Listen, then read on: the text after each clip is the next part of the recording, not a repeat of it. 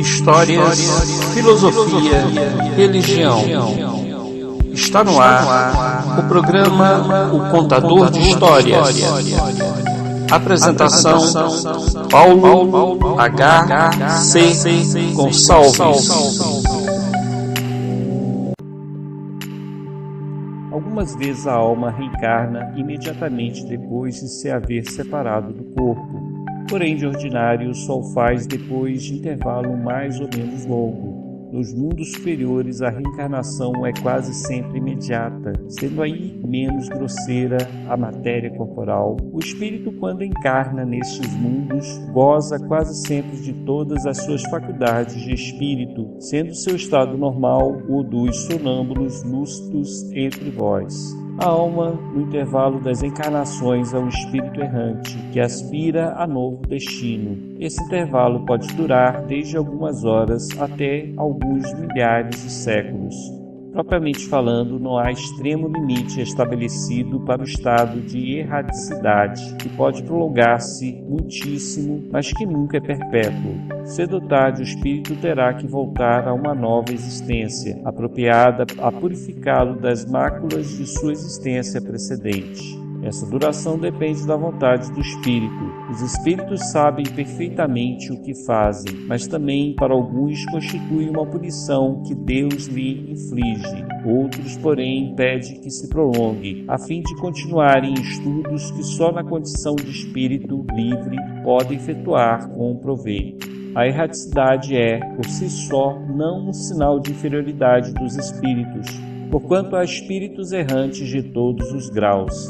A encarnação é um estado transitório. O espírito se acha no seu estado normal quando liberto da matéria. Poder-se-ia dizer que são errantes todos os espíritos que não estão encarnados. O mesmo não podemos dizer a respeito dos espíritos puros, os que chegaram à perfeição. Esses se encontram no seu estado definitivo. No tocante às qualidades íntimas, os espíritos são de diferentes ordens ou graus pelos quais vão passando sucessivamente à medida que se purificam. Com relação ao estado em que se acham, podem ser encarnados, isto é, ligados a um corpo, errantes, isto é, sem corpo material e aguardando nova encarnação para se melhorar. Espíritos puros, isto é, perfeitos, não precisam mais de reencarnar. Os espíritos errantes estudam e procuram meio de elevar-se. Vêm os encarnados, observam o que ocorre nos lugares onde vão, ouvem os discursos dos homens doutos e os conselhos dos espíritos mais elevados, e tudo isso lhes imputam ideias que ainda não tinham. Com o evólucro material, os espíritos elevados deixam as paixões más e só guardam o bem. Quanto aos espíritos inferiores, esses conservam as paixões humanas. Ao deixar a terra, não deixam os espíritos todas as más paixões, uma vez conservando-lhes o que tem de mal, por não se achar o espírito inteiramente desprendido da matéria. Só por momento ele entrevê a verdade, que assim lhe aparece como que para mostrar-lhe o bom caminho. Na erraticidade, o espírito progride e pode melhorar-se muito, tais seja a vontade e o desejo que tenha de consegui-lo. Todavia, na existência corpórea, é que põe em prática as ideias que adquiriu. São felizes ou desgraçados os espíritos errantes conforme seu mérito. Sofrem por efeito das paixões cuja essência conservam, ou são felizes de conformidade com o grau de desmaterialização a que acham chegado. Na erraticidade, o espírito percebe o que lhe falta para ser mais feliz e desde então procura os meios de alcançá-lo. Nem sempre, porém, é permitido reencarnar como fora no seu agrado, representando isso para ele uma punição. Pelo simples fato de haver deixado o corpo, o espírito não se acha completamente desprendido da matéria e continua a pertencer ao mundo onde acabou de viver. Como espírito, ele pode ir a outros mundos do mesmo grau, a menos que durante a vida se tenha elevado, o que, aliás, constitui objetivo para que deve tender seus esforços, pois, do contrário, nunca se aperfeiçoará. Pode, no entanto, ir a alguns mundos superiores, mas na qualidade de estrangeiro, a bem dizer, consegue apenas entrevê-los, donde lhe nasce o desejo de melhorar-se para ser digno da felicidade de que gozam os que os habitam, para ser digno também de habitá-los mais tarde.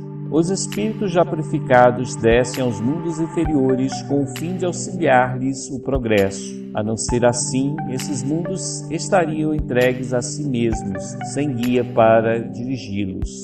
Há de fato, como já foi dito, mundos que servem de estação ou ponto de repouso aos espíritos errantes.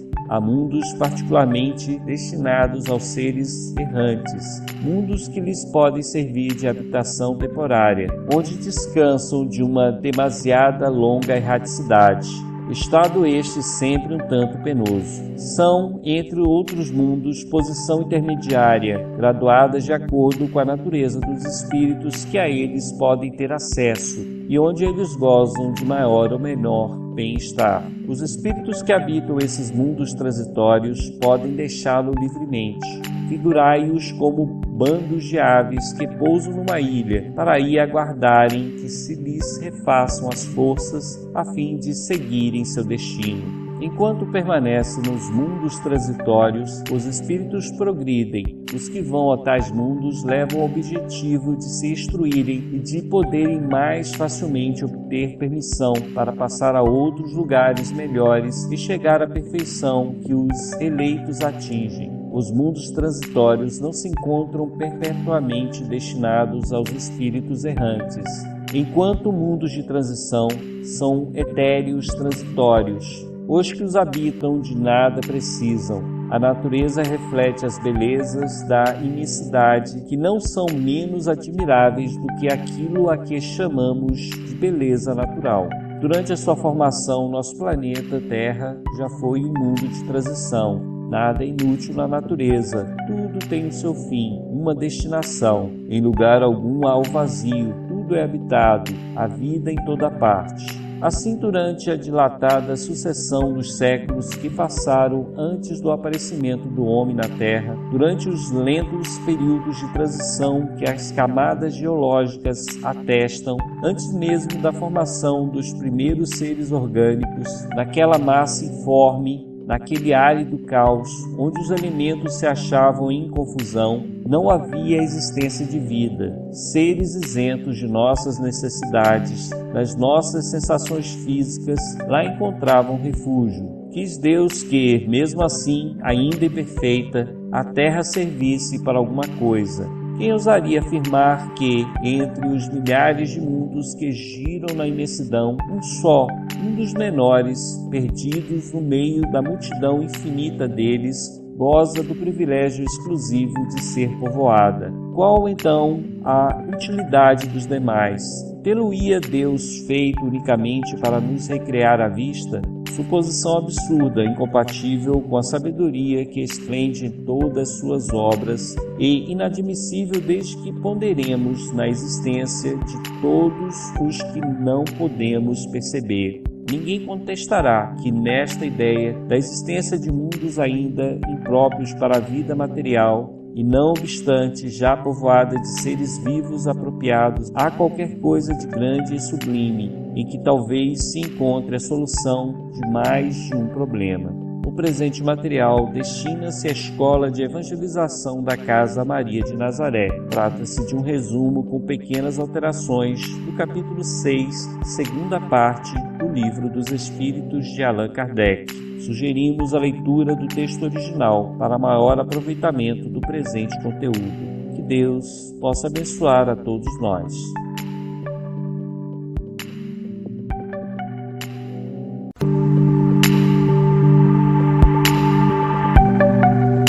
Está encerrado o programa O Contador de Histórias. Apresentação: Paulo H.C. Gonçalves.